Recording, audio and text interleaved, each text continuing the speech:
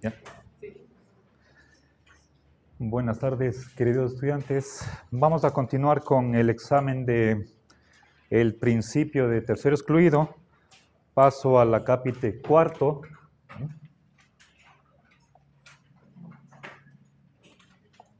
Sobre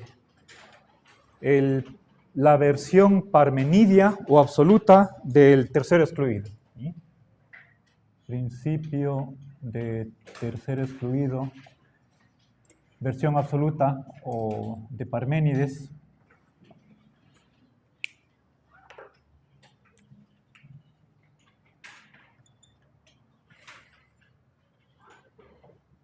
Es lo que Lorenzo llama principio de exclusión de las situaciones intermedias.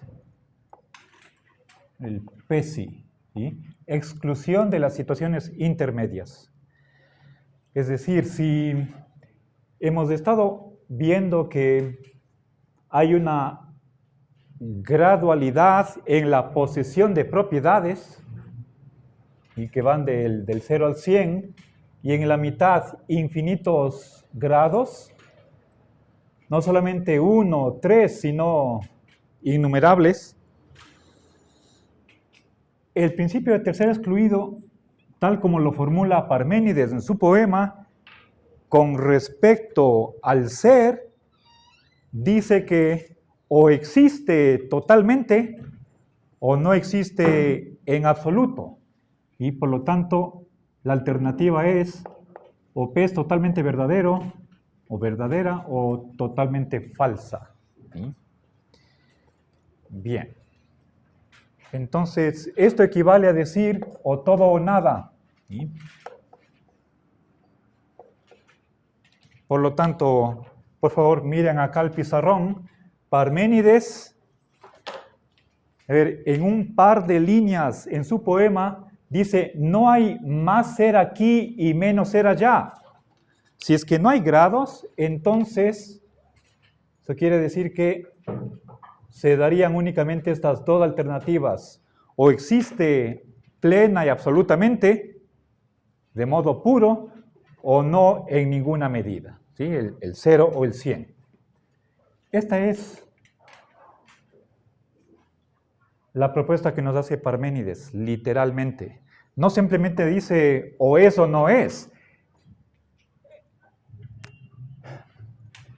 En griego, el adverbio que estamos aquí traduciendo por todo es pan, pan.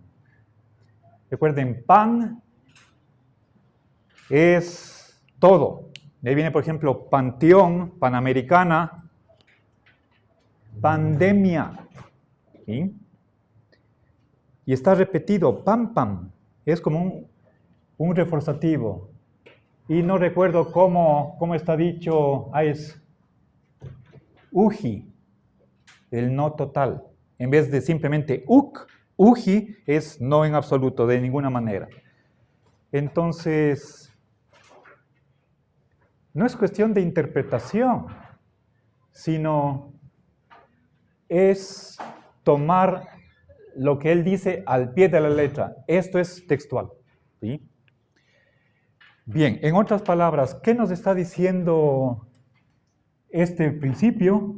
Que la simple disyunción P o no P, y aquí hago bien en poner negación débil, este principio es totalmente verdadero. ¿Sí? La alternativa entre ser o no ser es plena, absoluta, y para llegar a partir de esta formulación a la de acá, lo único que hago es distribuir este funtor de sobreafirmación sobre cada uno de los disyuntos. ¿Sí? Entonces me queda que P es totalmente verdadero y luego totalmente falso, es lo que está acá, negación total, ¿sí? O supernegación. Bien, entonces, ejemplos. ¿Sí? El clima o está totalmente caluroso o totalmente frío. Pensemos en eso.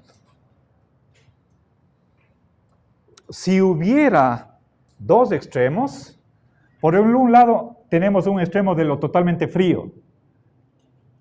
Ya no recuerdo esto, ¿cuánto es? Creo que era menos 272 grados Kelvin. ¿Alguien me corrige? ¿Sí? Sí, cuando los átomos están tan pegados los unos a los otros de tal manera que no hay movimiento, eso es el frío absoluto y tiene una medida. Por el otro extremo, dudo que haya un tope del calor, es decir, esto es 100% caluroso, ni siquiera hablando del tiempo, del clima aquí en nuestro planeta. Si es que fuera 45, 50 grados centígrados, ¿por qué no una décima más? Creo que ahí no llegamos a un límite. ¿Sí? En todo caso, si es que les digo, en este momento hace calor. ¿Cómo entender eso? ¿Sí? Si es que no hay grados, estoy diciendo que está haciendo totalmente calor. Bien, si le ponemos acá a modo de disyunción, hay muchísimos ejemplos de esta versión parmenida del principio que son totalmente falsas. ¿Sí? A ver, entonces, lo que dice Lorenzo, ahí pongamos acá. El principio tiene contraejemplos, ¿sí? Totalmente falsos. Si una persona está enferma, ¿quiere decir que está totalmente enferma?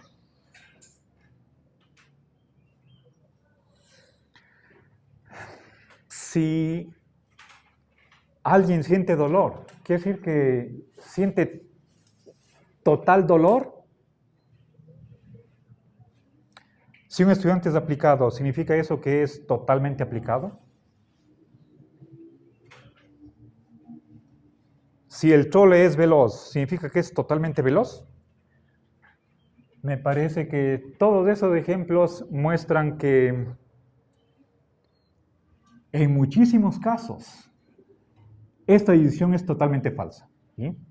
Totalmente falsa. Bien, ahora hay otro problema más. ¿Sí? Que si es que no hay grados, entonces resulta difícil comprender en qué consisten los comparativos.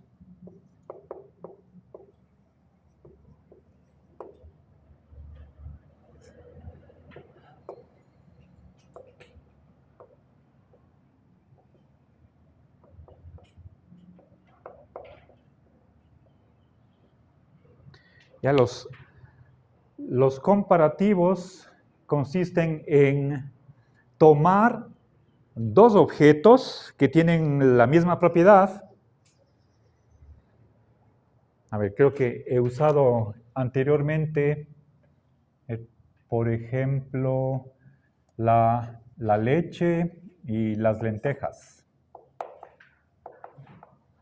Por lo que respecta a la palabra, perdón, a la propiedad de ser nutritivos.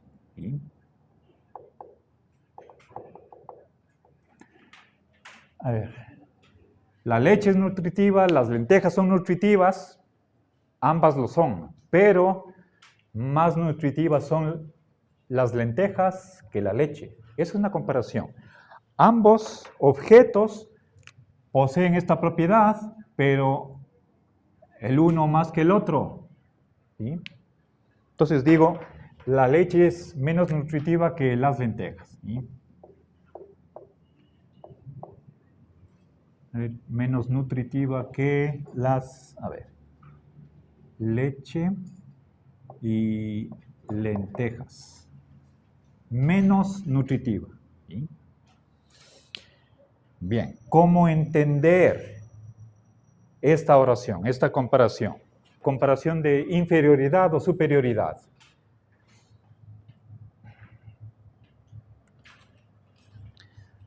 Aquí tenemos un grado de posesión.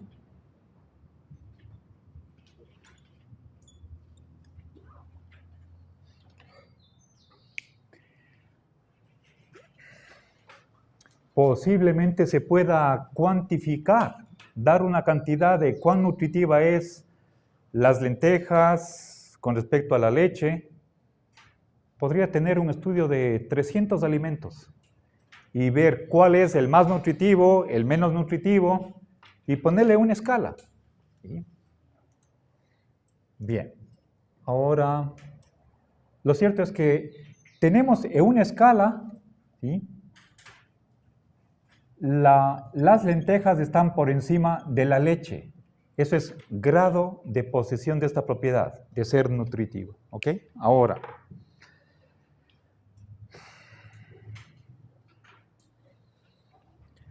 el inventor de la teoría de conjuntos difuso, Lofty-Sade, ¿sí?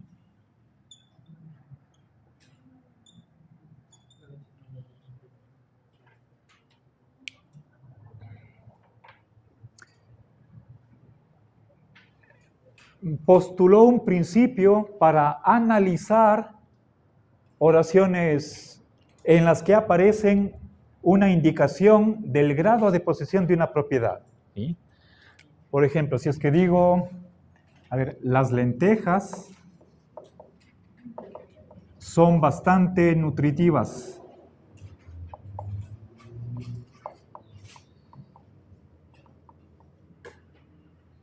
¿Ya? Bien, ahora, nuevamente, tengo aquí un objeto, tengo aquí una propiedad, y en tercer lugar, una indicación de grado de posesión. ¿En qué medida este sujeto tiene, o este objeto tiene esta propiedad? Ahora, según Lofty-Sade, esta oración habría que entenderla de la siguiente manera. Las lentejas son nutritivas. ¿Ya? Esta oración es... ¿Y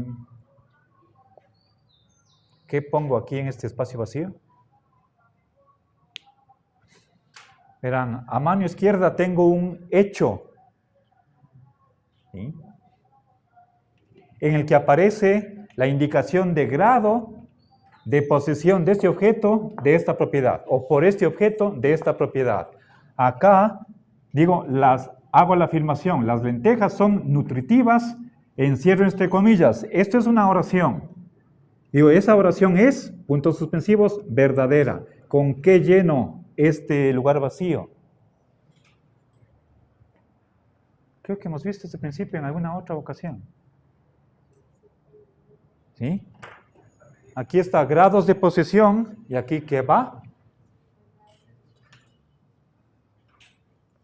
A ver, piensen un poquito. Grados de verdad. Entonces, ¿qué palabra va?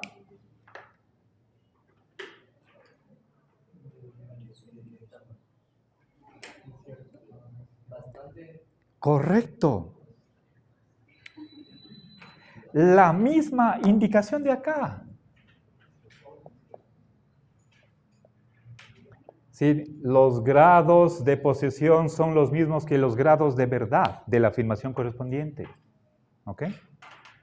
Bien, y recuerden, ¿cómo explicamos la verdad de una oración? Por la existencia de un hecho.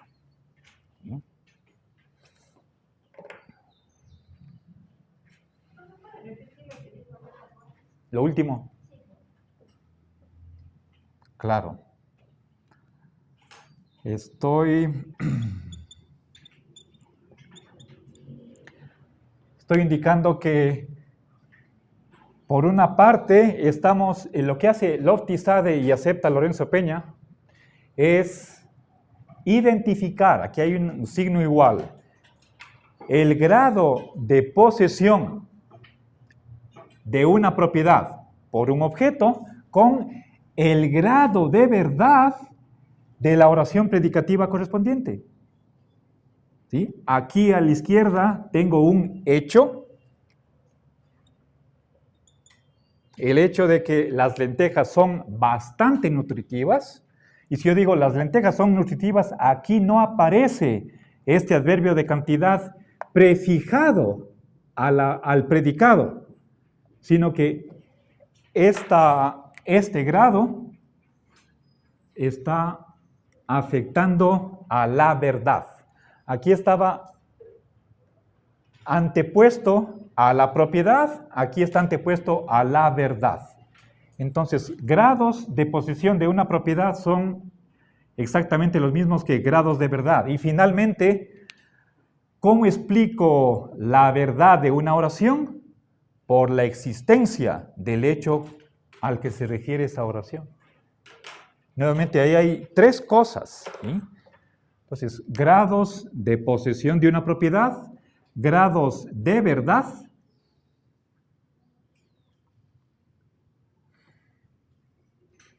y finalmente grado de existencia del hecho. ¿Sí? Propiedad, verdad, existencia. No son tres diferentes, sino uno y el mismo grado. ¿Sí? Ahora,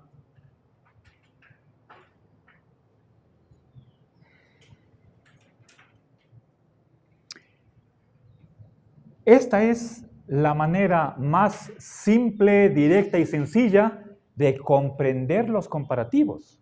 Pero si es que no hubiera grados como lo dice Parménides, ¿sí? No existen grados, repite 2 veces en el poema, ¿sí? No existen grados de ser. Y en esto, un historiador de la filosofía como es Jonathan Barnes está de acuerdo con Parménides. Y él tiene un texto titulado La filosofía presocrática. Ahí cuando hace el análisis del poema de Parménides, dice, en esto Parménides está en lo correcto. Hablar de grados de ser no se entiende. Dice, es ininteligible, dice Barnes, dándole la razón. ¿Sí? Bien, pero si perdemos grados de existencia, no podemos hablar de grados de verdad y, por lo tanto, perdemos la manera más sencilla y fácil de entender un comparativo como este. La leche es menos nutritiva que las lentejas. ¿Sí?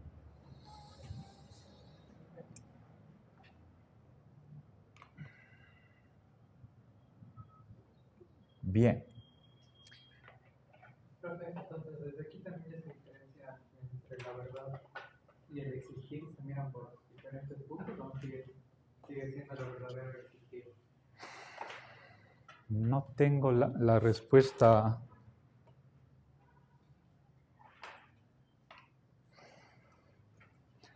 A ver, en Platón, Aristóteles, hay una estrecha conexión entre verdad de un enunciado o pensamiento con la existencia. Está en los dos autores. En Parménides, él también habla de la verdad. Esto es algo que comunica la diosa, que con respecto al ser, ¿sí? O se da totalmente o no en absoluto. Eso está en términos ontológicos. Pero él dice que esa es la vía de la verdad. Luego analiza cada uno de los disyuntos. El ser es, el no ser no es. Y al final nos quedamos solamente esto, no podemos, el no ser no es, y después nos quedamos solamente con el monismo extremo de lo uno. ¿Sí?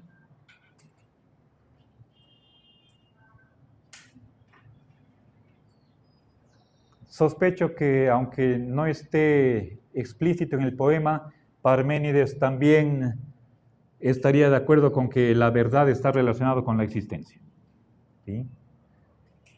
Y además, el propio griego antiguo, como lenguaje, él hace esa identificación de utilizar el verbo ser en sentido perdón, la verdad en sentido existencial. ¿Sí? Bien. Ok.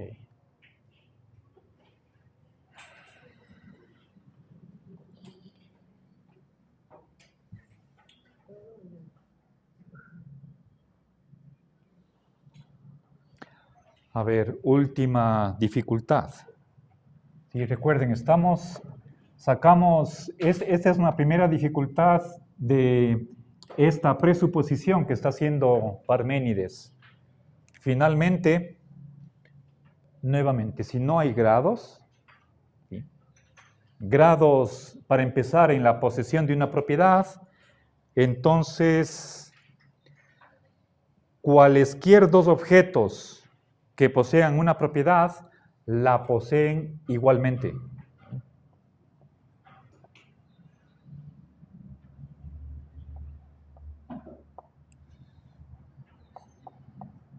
Cualesquier par de objetos, ¿sí?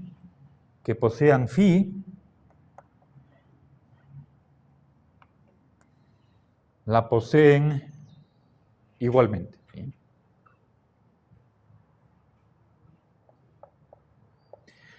Si digo, Canadá es grande, China es grande, Rusia es grande, ¿sí? En primer lugar, tenemos que admitir que son totalmente grandes y por lo tanto tienen la misma grandeza, ¿sí? Cosa que es totalmente falsa. Es lo que se llama el principio de equiparación.